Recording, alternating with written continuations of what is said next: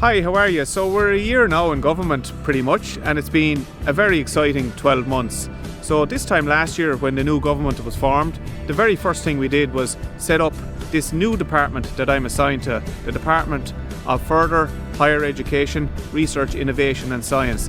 And it's a dedicated standalone department which encompasses all of our third level education and more.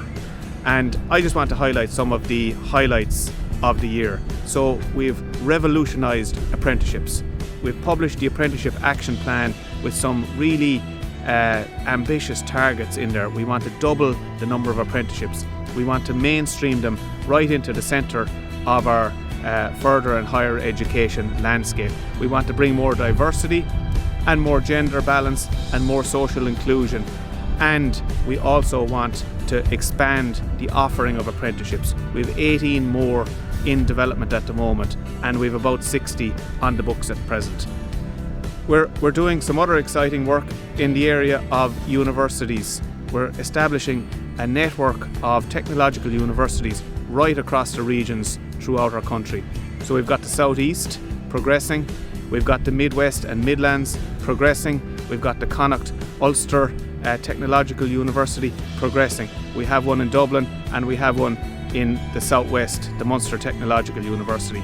Great opportunities for those regions and will improve the whole area of competitiveness. We're also supporting students, of course, the whole area of the SUSI student support grants. We're reviewing that at the moment. We're going to change the eligibility criteria. We're going to change the income thresholds. We're going to change the rates of grants which will be payable to students. We've also supported throughout the last 12 months students in general right throughout the pandemic with the Student Assistance Fund, with grants towards technology, hardware, allowing people to purchase connectivity. All very important during the pandemic. But most crucially, over the last number of weeks, we've put a huge focus on the return to campus, the college experience, which is very, very important. Getting people back on campus and in person. And that's really on track.